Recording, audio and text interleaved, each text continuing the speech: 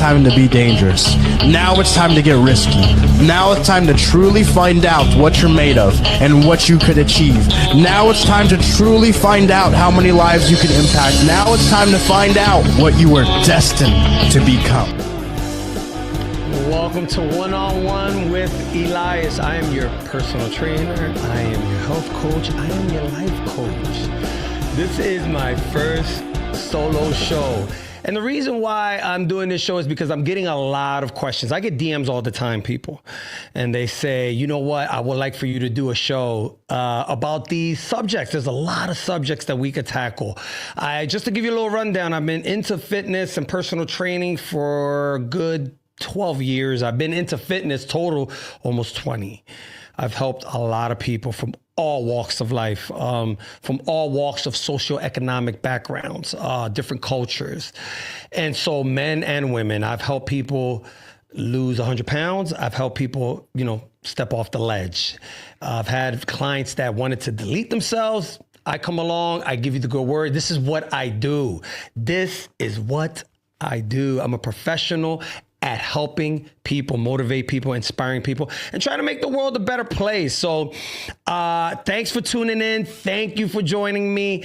I am your personal trainer. I am your health coach. I am your life coach. So we're going to get into it, and it's going to be a good time because guess what? Everybody every once in a while needs some help. Everybody every once in a while needs a little guidance, and that's why I'm here. So I get a lot of questions, people. I get so many questions. And there's going to be times where sometimes people say to me, how can you answer that if you haven't been through it? Like marriage. Oh, the question about marriage. Let's play this clip and then we'll get back to it. Oh, facts. Facts. Marriage is overwhelmingly unsuccessful. It is way more dangerous than skydiving. Yes, you die from the skydiving, but the chances of a catastrophic skydiving incident is like 0.0003, and one where you die is 0.00001. It's like very limited, the chances of dying from skydiving. Whereas the chances of divorce, again, 56% divorce rate. How many stay together who are unhappy and they just stay together because they don't give up half their stuff or for religious reasons or whatever? This is a technology with an unbelievably bad failure rate. Do more people die from marriage or skydiving? I think more people wish they were dead from marriage than skydiving. I think most people's sense of self, many people's sense of self dies as part of an unhappy marriage. Like, it's not a question of will you die. It's that you're alive and not living your life in a way that's enjoyable or in a way that's authentic to who you are. And I think a lot of people are doing that as a function of the choice that they made of marriage. When someone says, I'm getting married, why is it impolite to say, why? Why? You're about to do something incredibly dangerous that fails so much of the time. Why not just say, why? I'm not saying, why would you do that? It's stupid. I'm saying, why? Because most people's answer doesn't make any sense. First of all, you're not even allowed to ask the question, why? If anything, if you don't say, oh my God, that's so great, you have intimacy issues. Now, that was a boatload of information, wasn't it? I have a lot of thoughts when it comes to marriage, and I tell my clients, whether it's a man or a woman, this is what I say. You have to understand that marriage is a contract, an obligation between you and your partner that if it's broken, could bite you in the ass. I believe for men in 2025, to be honest, is not even worth it. Now, there's always an exception to the rule. And the exception is that it's going to better your life substantially, especially financially, because marriage costs a lot of moolah, especially when the kids come in. Now, if you're a man coming from another country, a third world country, and you meet a woman and you can marry the woman and stay in the United States, I'm not telling you to break the law. Not condoning that, but if it's going to benefit you, you might as well. Then it's worth it. But fellas, if you have to get married, if you need to marry this woman, do it with the church. Don't let the state get involved. Do not let the state get involved. It is the biggest scam of the 21st century. Men, wake up. The modern marriage system is a rigged game, a form of financial and psychological warfare designed to strip men of their wealth, masculinity, and freedom. Women are not marrying for love anymore. They are marrying for leverage. Look at the facts. 80% of divorces are filed by women. Women win 90% of custody battles. Men are forced to pay alimony and child support even if she cheats. The court system is designed to favor her. The marriage blueprint for women: 1. Find a high-value man with resources. 2. Make him emotionally invested. 3. Lock him down with marriage and kids. 4. Lose interest, withhold intimacy, and create drama. 5. Wait for the right moment, file for divorce, and claim victimhood. 6. Walk away with half his wealth, child support, alimony, and a fresh start. Men, this is not a drill. This is modern-day warfare. The Bible says, "It is better to live in a corner of the housetop than in a house shared with a quarrelsome wife." Proverbs 21:9. Because they will bite you in the ass if it doesn't work. If we know the numbers, how, over 50% of people get divorced. Most alimony is paid from man to woman. When I have a client that's asking me, what do you think about marriage? Do you have to marry her? And if you do have to marry her, just do it with the church. Don't do it with the state. It is not worth it, I don't think. Now, for women, it is, because most of the time men make more money than women in most cases. So financially, it's better for you. And if it doesn't work, ladies, you can get him for half of his shit. So for a woman, I believe it's worth it. For a man, not at all. Not at all. Don't do it, fellas. Do not do it. There was a time where getting married held a lot of weight. And the reason why it held a lot of weight is because families got together and they became more powerful. It was a status symbol for a man to be married, and he used that status symbol to get ahead. And I get that. I get all that. You could use that to get ahead. And, if the girl's family has a lot of assets, a lot of power, you can bank on that. And also, when you meet people in business and you're a married man, it looks good. So I get it. Another reason is probably the only reason why marriage is good if you have children. I really believe that if you have children, it's better for, the family to be in one house. Fellas, don't make children and leave them out there alone. If you don't love that woman, don't get her pregnant. Make the decision. Make the smart decision that if you're going to make children, you might as well marry the woman, right? Just do it through the church, not the state. All right, so yeah, that's one of the questions that I get, and I really don't believe that men in 2025 should be married anymore unless it benefits you financially, unless you're bringing children into the world, because the numbers don't lie. Children that are raised in two-parent household, married households do better. Can't lie on that. All right. So get it right. Now, the next subject that I want to talk about is obesity in the Hispanic community. I'm going to run down some numbers for you because it's not good for us. According to the CDC, which is Centers for Disease Control and Prevention, the obesity rate among Hispanic adults in the United States is 44.8%. Obesity. That means your BMI is too high. You're suffering from obesity. And it's sad to say this, a lot of our people are suffering from obesity. And it drives me nuts as a personal trainer. We do not value fitness as much as we should, and we're going to, because I'm going to help, and I'm going to be on your ass about this. This is significantly higher than the national average.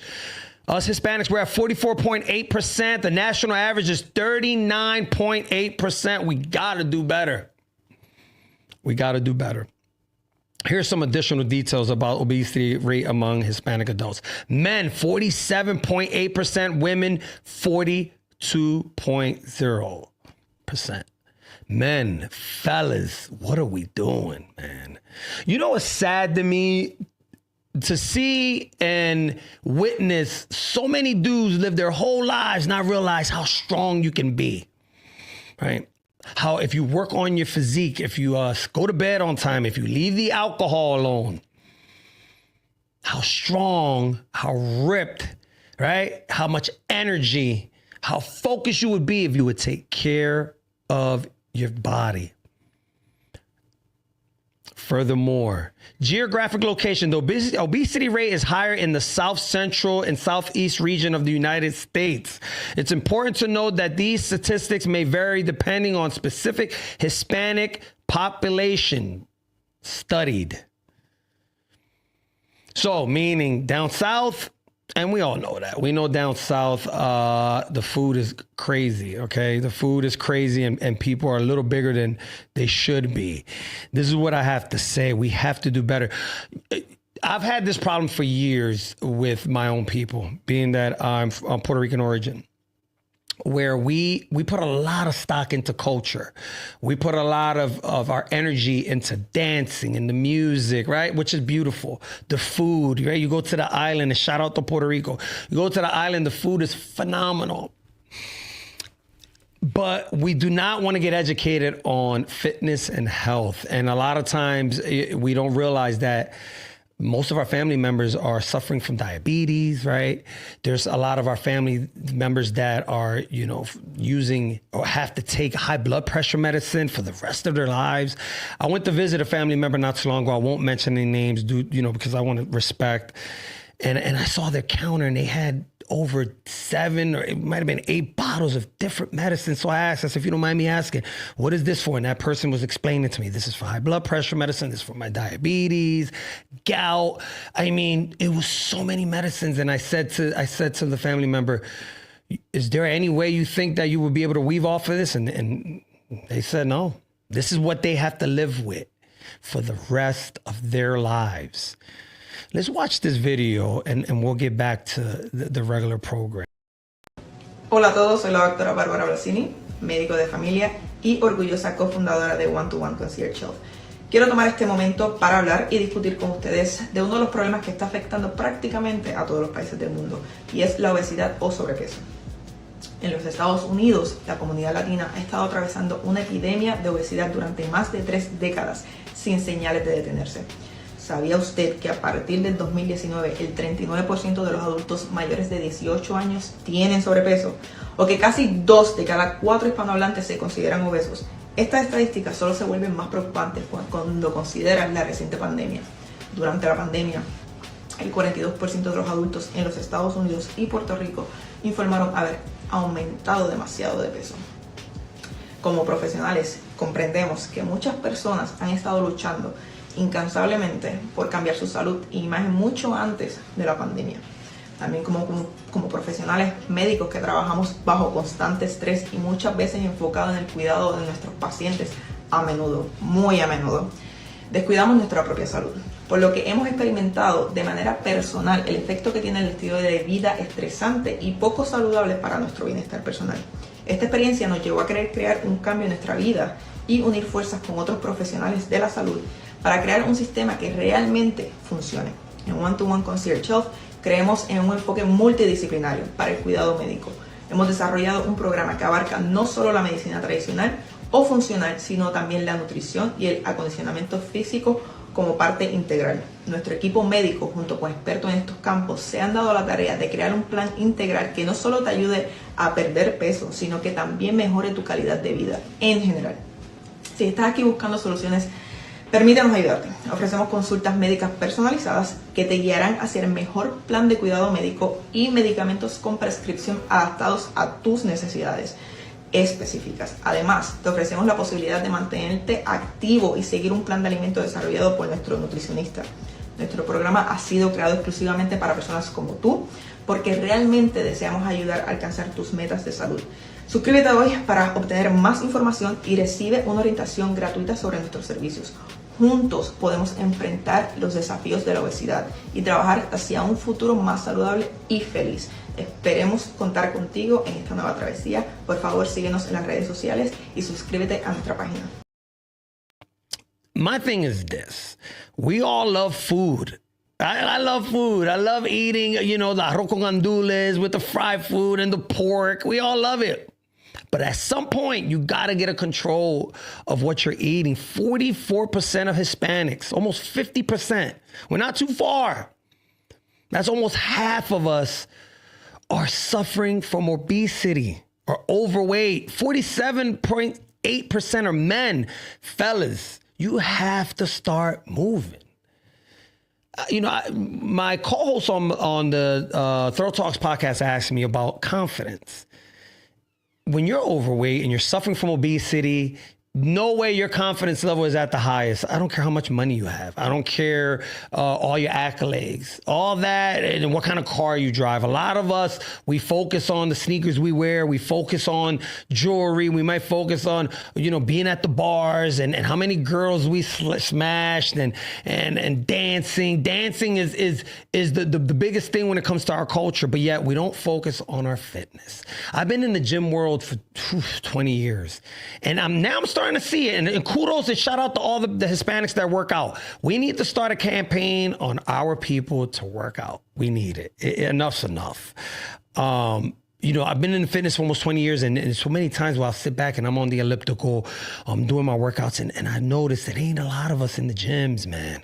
It's starting to change, though. It's starting to change, and shout out to all my Latinos, my Boricuas, my Dominicans, Colombians, right? Mexicans, everybody in the community, Venezuelans, everybody that are training and working out. I shout you out. Thank you. And you know what you need to do? You need to sometimes hold people accountable. Don't get upset when somebody in your family or friend brings up the fact that you need to lose weight. I know people get offended, especially the ladies. Ladies, don't get offended if someone says, why don't you come to the gym with me? It's a good thing to work out. The energy level is high. People look at you, that they treat you different. And I know there's a world of people that say, I don't care how people treat me. You should. You should be respected no matter what. I get that. But that's not the reality of things. So let's get to it, folks. There's a gym everywhere. I don't want to hear that it's expensive, because guess what? Planet Fitness is what? $10 a month, or what is it? $20 a month. So there's no excuse. I think that everybody should take the minimum 45 minutes to an hour a day to train. Okay. I mean, you have to do it. And now that I'm on this topic, I want to talk about alcohol and what alcohol does to your body. Okay. Because I have clients that say things to me, well, I can't stop drinking and I won't stop drinking. Alcohol is poison, people. I know it sounds corny. I get it. Everybody says, that's corny. Look, alcohol is poison and it doesn't mix. I had this discussion with a young lady once, it's a while ago. And she got so upset with me because I told her it doesn't work. And I'll explain why it doesn't work. Yes, alcohol slows down the metabolism. I'll say it again. Yes, alcohol slows down your metabolism. So come on, it's common knowledge. If your metabolism is slowing down, you know what that means? You're going to have a hard time losing weight. You're going to have a hard time gaining muscle. You're going to have a hard time falling asleep. And you're hurting your liver. Let me break this down to you. Alcohol is a calorie-containing beverage that the body prioritizes breaking down over other nutrients. This process is called alcohol metabolism consumption. Consumes energy and diverts the body's attention away from burning fat and calories. I try to argue this with my clients all day, every day. I got to read this again. Alcohol is a calorie-containing beverage that the body prioritizes breaking down over nutrients. So when you drink alcohol, all the nutrients in your body, there's a stop. The alcohol stops the nutrients in your body. All right. This process called alcohol metabolism consumes energy and diverts the body's attention away from fat burning and calories. So I'm going to give you an example because I lived through this. And when I speak to you, I'm telling you because I lived through this. There was a time when I first started working out where I was still dipping and dabbing into the club scenes. And I was a weekend warrior, night owl, heavy on the bar scenes, drinking alcohol. Whiskey was my thing. I did beers here and there. Blue Label. That was my drink. Johnny Walker Black, Blue Label, Macallan 18. Loved it. But I noticed as I got older that if I would have some drinks on Saturday night, having a blast, Sunday morning, done. Wasn't going to work out Sunday morning. Dehydrated, tired. Monday, still not 100%. By Monday, I was maybe 80%. Try to workout was trash. Tuesday roll around, okay, I might be feeling a little bit better, but not 100%. By the time I got to being 100% was Wednesday.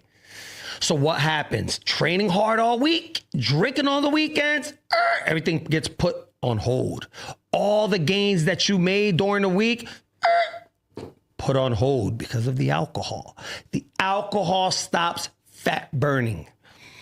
Now think about that. Counterintuitive, isn't it? You're training hard, you're eating great all week. Now come the weekends, you're drinking alcohol. And what does the alcohol do? It fights everything that you did all week. Now the alcohol puts a stop to it. So, year after year, my first 7-8 years of training, I fought with that whole thing because I wanted to go out. I wanted to have fun after a long week. I want to go out, have some drinks. But it just didn't mix. And I was having this disagreement with this girl, which was a bartender. Back to that, she would argue till her face was blue. And I kept telling her, I said, it's not going to work. And she kept arguing. And I said to her, what's your BMI? She blew up on me. So when we get to the hard facts and people argue with you, you gotta ask the questions. What is your BMI? How many hours do you sleep? How many days are you training? Can you run a mile? Can you do your pull-ups? And when people say, oh, I can, the reason is because you're not getting rest and you're drinking too much alcohol. Furthermore, as a result, alcohol consumption can reduce fat burning. It will increase calorie intake, slow down weight loss, interfere with nutrient absorption, and make it harder for the body to utilize stored energy.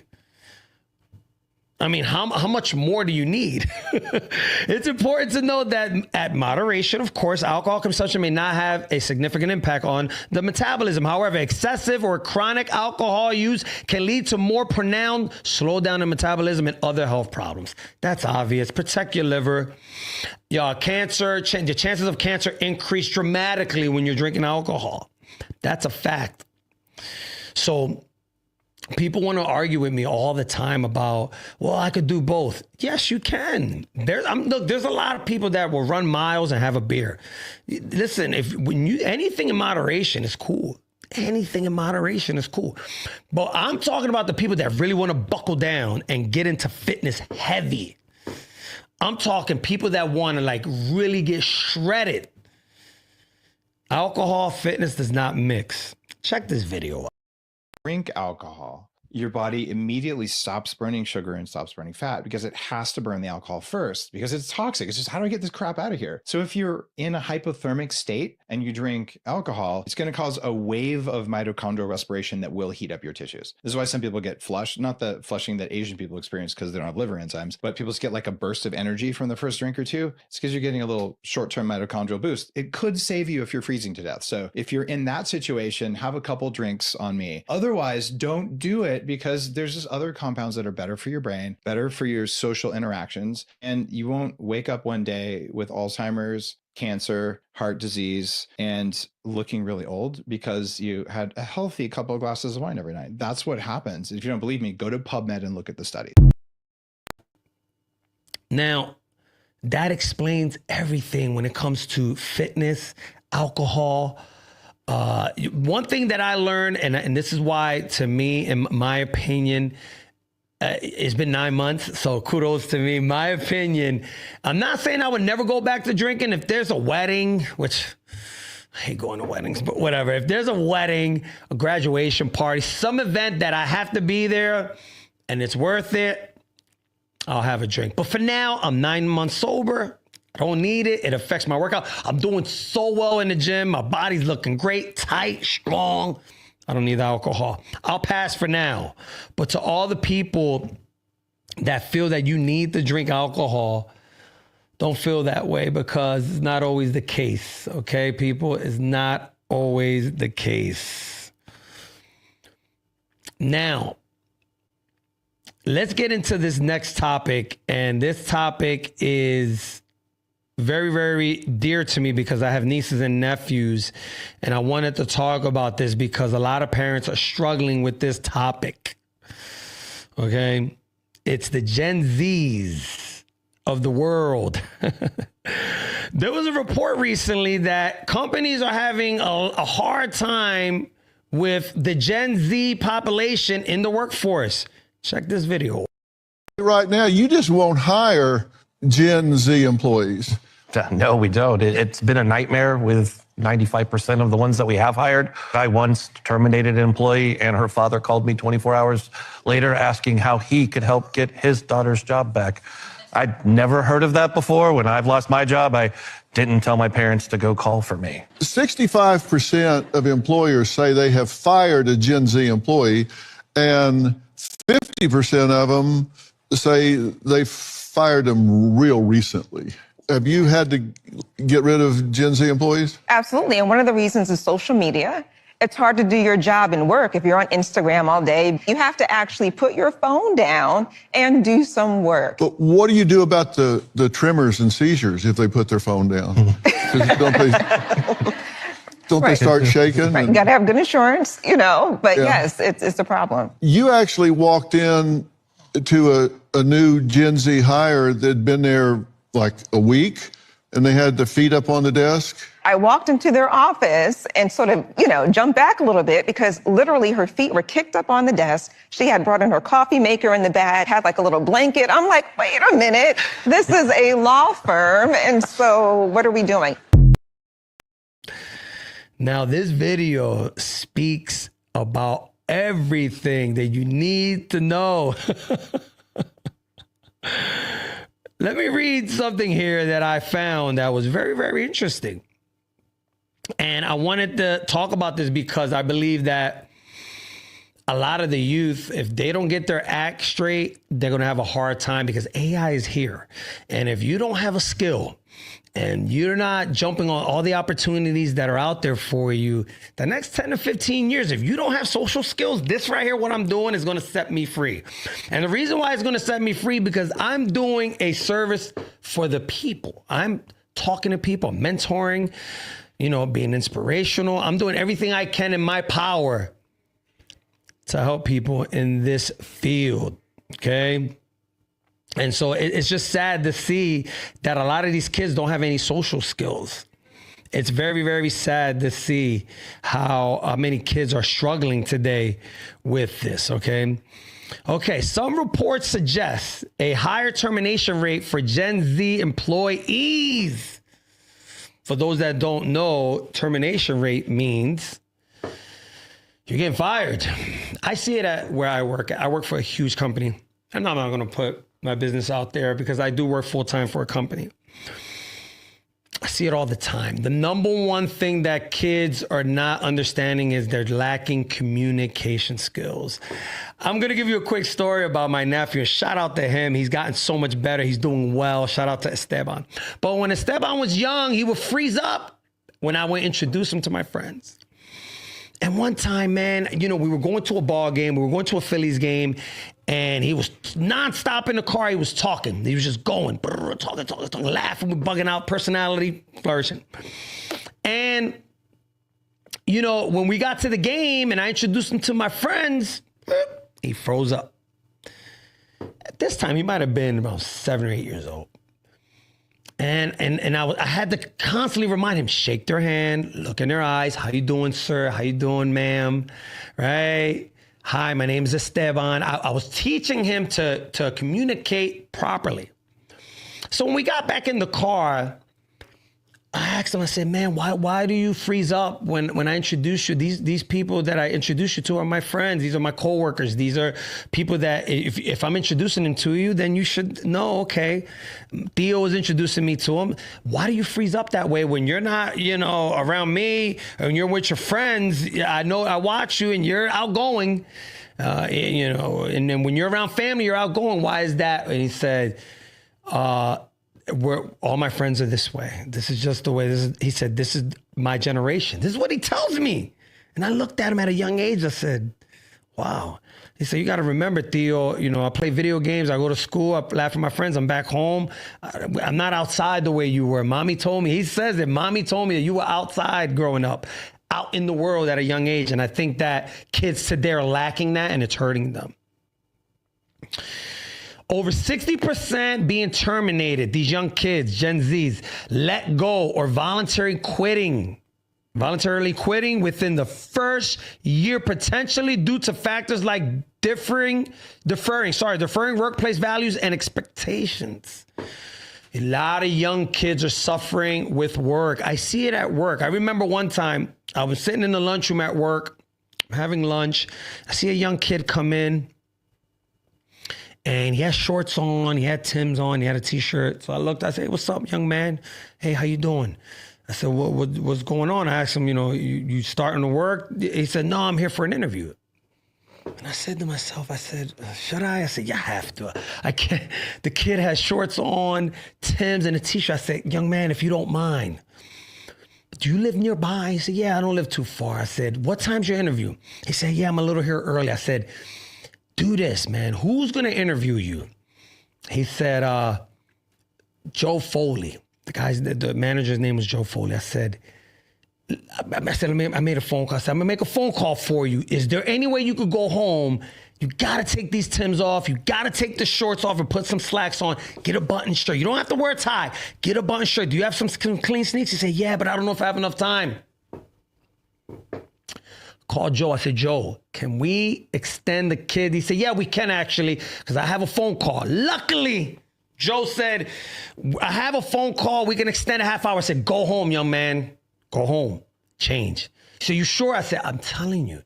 Young man goes home. He comes back, has some jeans, little 3-button shirt, some white sneaks, gets the job. Gets the job.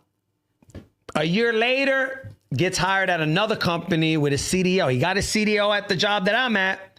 A year later, gets another job. That young man to this day texts me every New Year's and says, because I remember that was around New Year's, thank you, bro. I said, young man, never go to an interview with shorts on and Timbs and a t-shirt. A lot of young people don't understand that your appearance matters. Okay? Here's a breakdown of the issues, people. High turnover rate. A significant number of Gen Z employees are leaving their jobs within the first year, either voluntary or involuntary reasons for termination. Some employees cite unprofessional behavior, poor communication skills, and a lack of work ethic as a reason for firing Gen Z. Look, there's a lot of ways we could look at this. A lot of this has to do with parenting. And one of the best things that my dad did for me, and thank you, Papa, was to get me a job at an early age. I was 15 years old. I had a job. I went to school and said, listen, I need a working roster. Got approved. I would leave school at 12:45 every day, go to my job. I started at 1:30. We'll work from 1:30 to 5:30 every day. And then Saturdays, I would work 8 hours. At that time, this was 1995. 1994, 1995. This is when Biggie came out with Ready to Die. For everybody that knows, that was a great year. That year, Ready to Die came out. Tupac was bubbling, of course. Wu-Tang was bubbling. Nas was bubbling. Oh, 95 was such a good year. Anyway, I would leave school, go to work. And I went through my bumps and bruises because as a young man, you're fiery, you're excited, you're very opinionated, you think you know it all. But guess what? Because I started at a young age working, it helped me through my life. I mean, it helped me with so much, with working with human resources, working with upper management, working with others, right? Discipline on getting there on time, understanding there's a hierarchy, understanding that there's seniority. A lot of times these kids don't understand. These things might be simple to some, but a lot of these young kids might not get that. They're getting fired. They're not even lasting a year.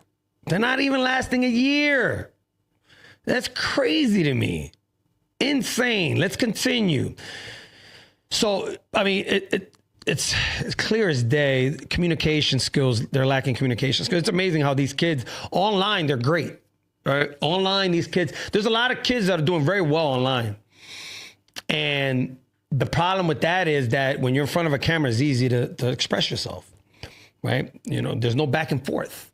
When you're in the work environment, there's somebody's going to say, no, you're wrong. We wanted you to do it this way.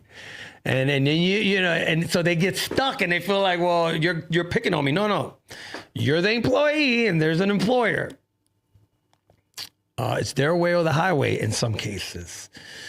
So it's sad to say that a lot of these young kids are going to suffer because, like I said earlier, AI is here.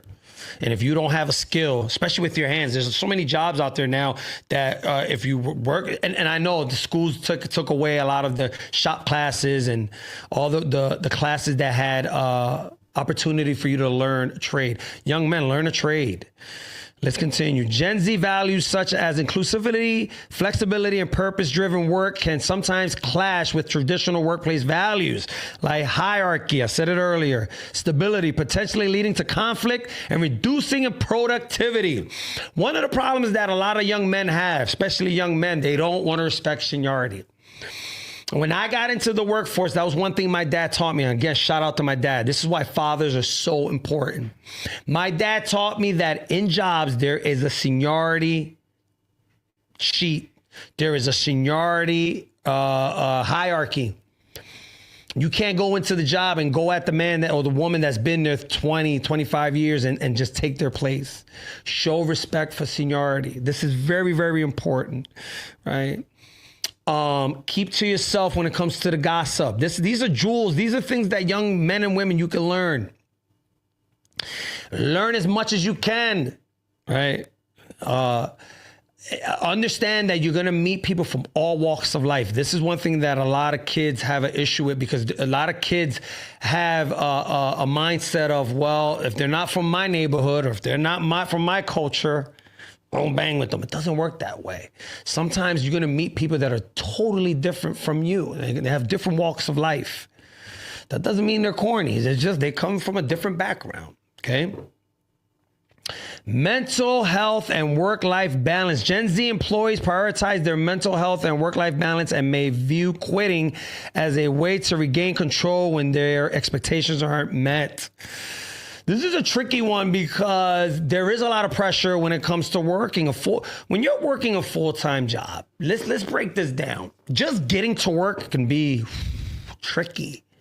There was a study once on how, I think it was 2020, and I can go back and look it up. There was a study on the pressure of getting from home to work and work back. Because if you think about it, most people at that time that you're going to work are probably going to work.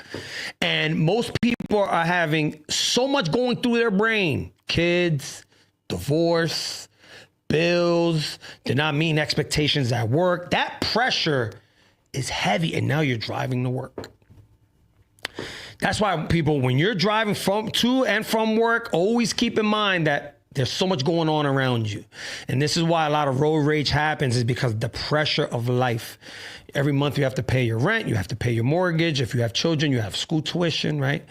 Your husband might be screaming at you because you're not, putting your half in. Your wife might be screaming at you because you're not making enough money. There's a lot of pressure when it comes to work. Then when you get to work, you have the haters, right? You have people that don't like you. They have people that might want to take your spot. Your boss might not feel like you're doing enough. You're not staying long hours. There's so much going on. There's competition, whether you like it or not, young people. When you're working, there's competition. There's always somebody that wants your spot. You might think, oh, who cares? You know what? I could find another job. Doesn't always work that way. You think you're young and you can jump from job to job. Sometimes it can, but there's times that you might not find a job for 6-7 months, a year. There's people right now. What did I see recently? Harvard grads are having a hard time finding jobs. Harvard grads. So if you land a decent job, hang in there.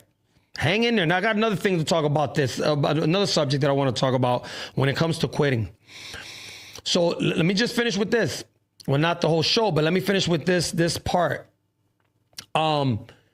don't just quit your job thinking you're going to find something. Hang in there. Be responsible. All right. And if you're not happy where you're at, yeah, you have the right to go find another job. Look, but hang in there till you get that job. And this is what I'm going to say to a lot of people, because I had this conversation with somebody recently when they said, well, I'm not giving my 2 weeks notice. Someone I know said, I'm just going to leave. And I said, you think that's cool, man? Nah, you know what? Excuse my French, fuck that, I'm leaving. And I said to them, you weren't this way when you got hired. Well, I remember when you got hired, you were super excited. You were making a lot of overtime. You bought a home. You bought a car. Yeah, but people, no job is perfect. No job is perfect. You're going to have, you think that the grass is greener. Everybody thinks, oh, I'm going to leave this job to go to the next job and it's going to be great. Nah, there's bullshit over there too. There's haters over there too. There's people hating on you. You're going to have a boss that's going to be on your ass. There's deadlines. There's the bottom line. You have to get it done everywhere you go. So then even if you say you want to be an entrepreneur, you're working more hours. You want to be a business owner, you're going to work 7 days a week. Nothing that's good comes easy. So the person kept telling me, well, I'm not giving my 2 weeks notice. Why should I give them the 2 weeks notice? This is what I say. Do things with class, people, young people. When you give the company 2 weeks notice, you're preparing for the next venture, right? You want the word to go out. Damn, this person left with class. You know, it didn't work out because sometimes jobs, it just doesn't work out. That information walks with you. You keep doing that, you keep just leaving a job and not giving them the 2 weeks notice, you're not being considerate, that information is going to walk with you. Your reputation is attached to your name. A good name is better than gold. Okay? Communication skills. Some employees report that Gen Z struggles with in-person communication. Shocker. And workplace etiquette, potentially impacting their ability to succeed in certain roles. So now, not only you can't communicate, not only do you not respect seniority, you're not getting in on time.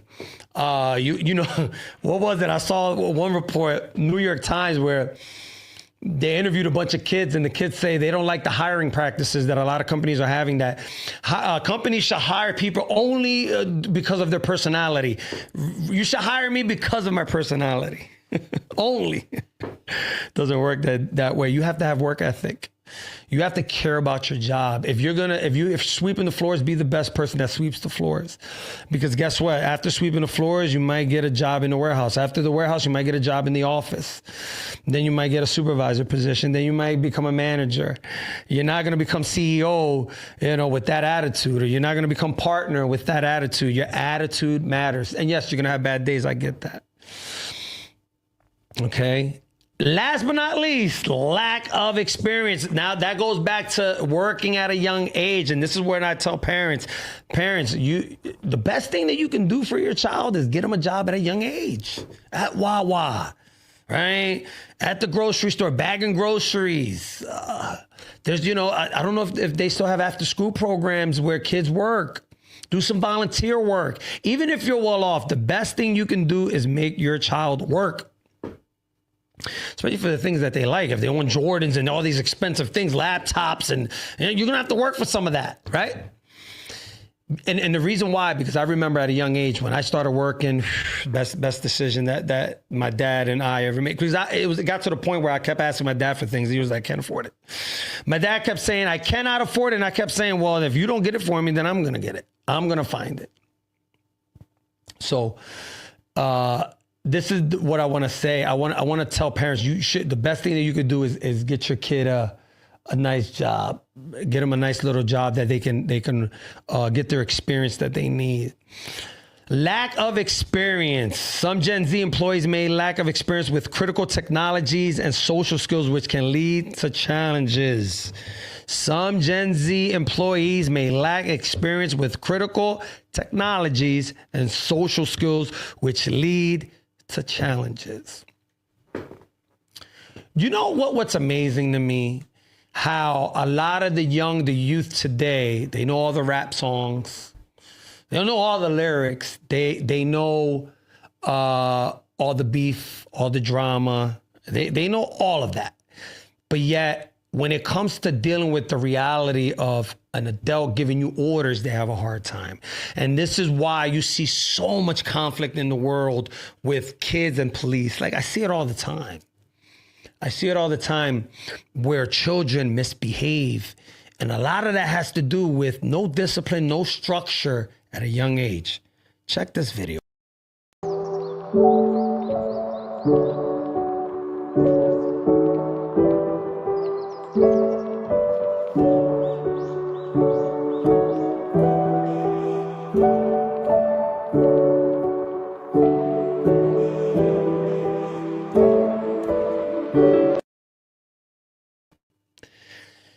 This is the perfect example of homes without a father. My thing is this. Not all fathers are good, and I get it. Not all fathers are good, but a good father is priceless. Fellas, if you're out here making children, don't leave your children out here to fend for themselves. Single mothers are doing the best job that they can. And shout out to all the single mothers. Shout out to all the single mothers. I just saw something online where the guy was talking about, he did the research on all the winning Super Bowl champions, quarterbacks. All the quarterbacks, Super Bowl champion quarterbacks. And there was one glaring thing that he noticed. There was one criteria, well, maybe not criteria. There was one section that he had to highlight when he did his research. Common denominator. There was one common denominator. Every quarterback that's won a Super Bowl in the last 50 years had a father in the home. Think about that. So what I'm trying to say is fathers are so important. I saw another report where the numbers were staggering. When a kid does not have a father, he's more likely to go to jail than to graduate from college. So what I'm trying to say is, you don't have to be the richest father. You don't have to be the tallest father. You don't have to be the funniest father. You have to be a father that's present. I saw that growing up. I went to Roberto Clemente, and I went to school with a lot of the guys from the Tioga area, Venango, Tioga. That was a rough area. And I remember sitting in class and listening to a lot of the guys speak, and a lot of them were grown way before their time. They had to take care of their sisters. They had to go home and do chores like the whole house, right? They had to go do food. I'm talking, this is 7th grade, and they had all these responsibilities.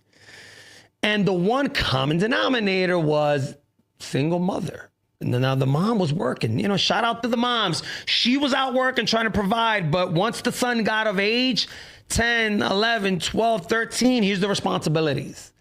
Fellas, you're doing harm when you're making all these kids. There's so many guys out here that make all these kids, but you're not around for your kids. And they brag about these kids. I remember there was another time. I have so many stories. I remember one time, this dude I know, and I'm not going to mention names because I don't want to be disrespectful, kept bragging about all these kids.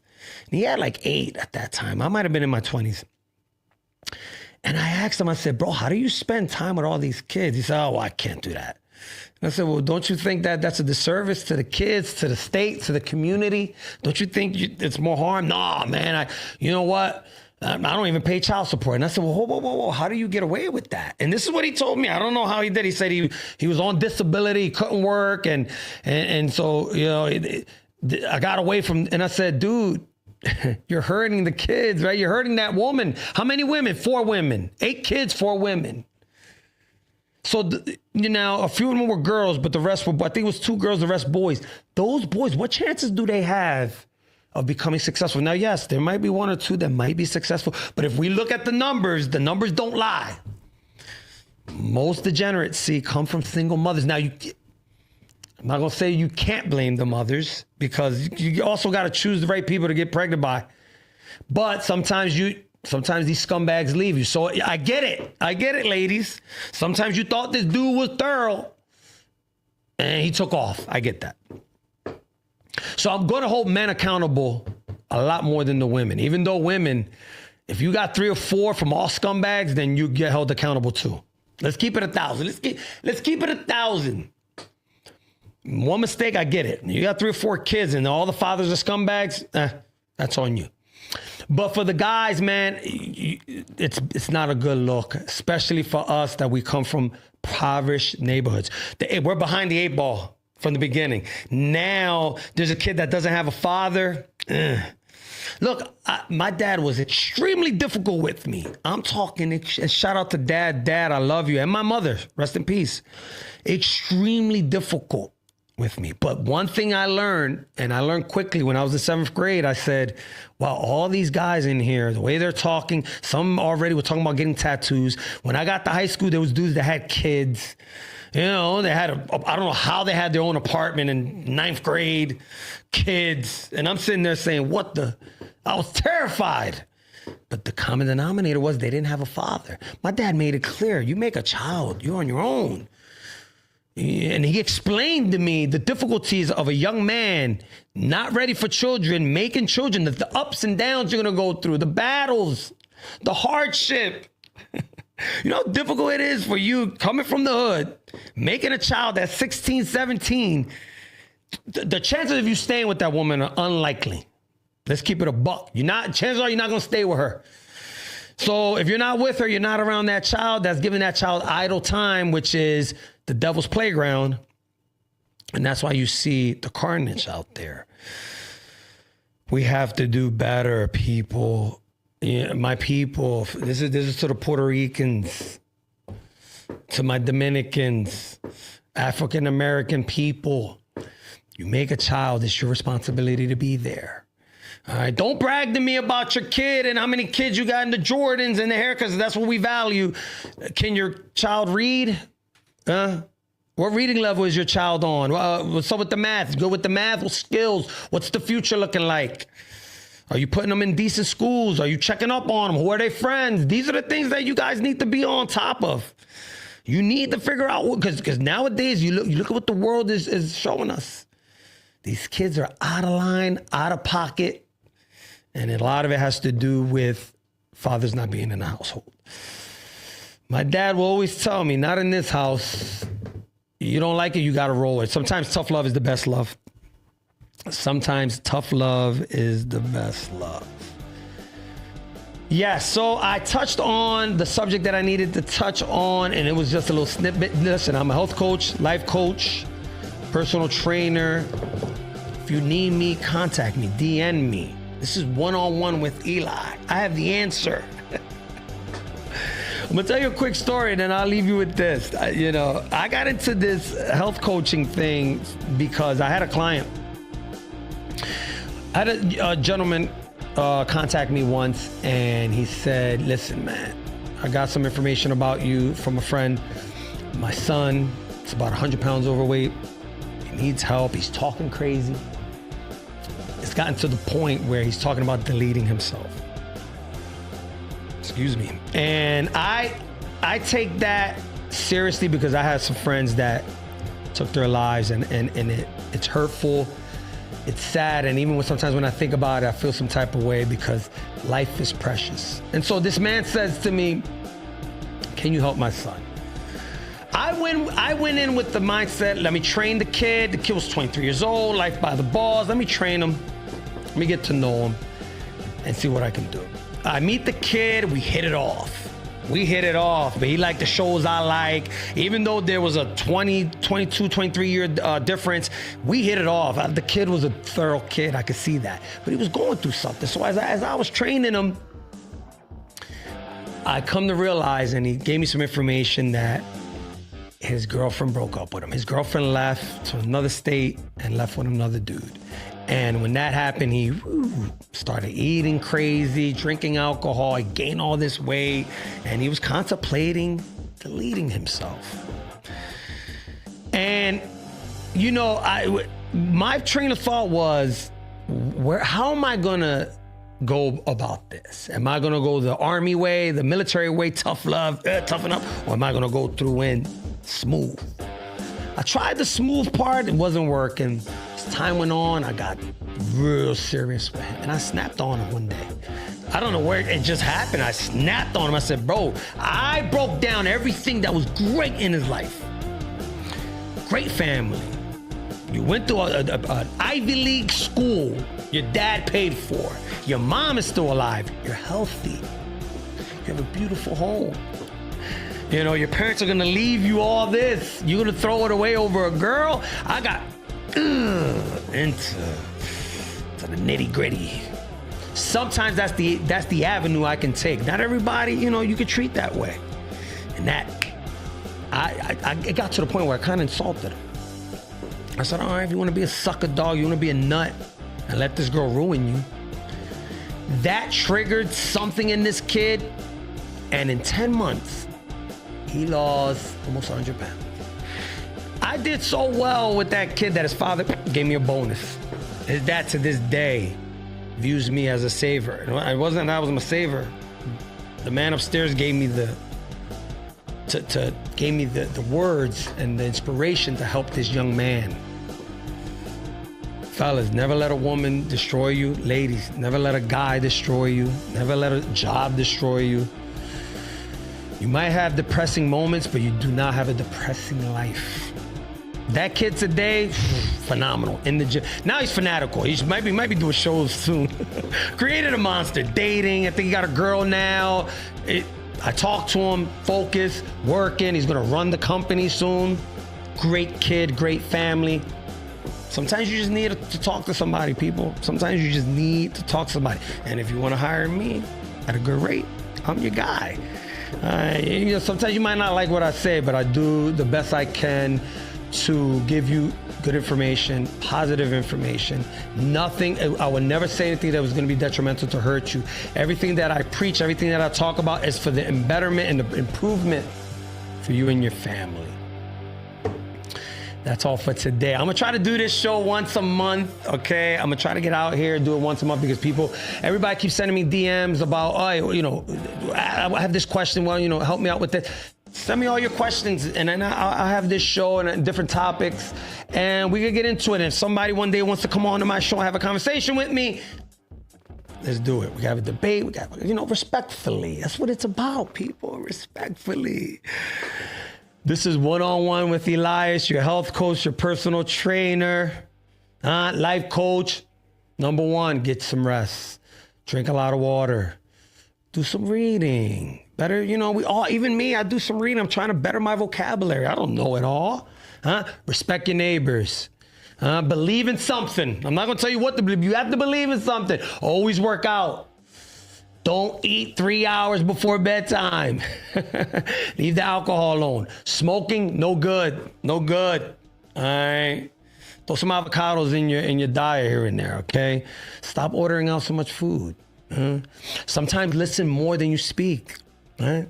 Use this. Speak when you have something good to say. Right? You know what I'm saying? Every once in a while, put the phone down. Do some reading. Better your life a day at a time. I'm your coach. Thanks for tuning in. Take care.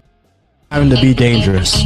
Now it's time to get risky. Now it's time to truly find out what you're made of and what you could achieve. Now it's time to truly find out how many lives you can impact. Now it's time to find out what you were destined to become.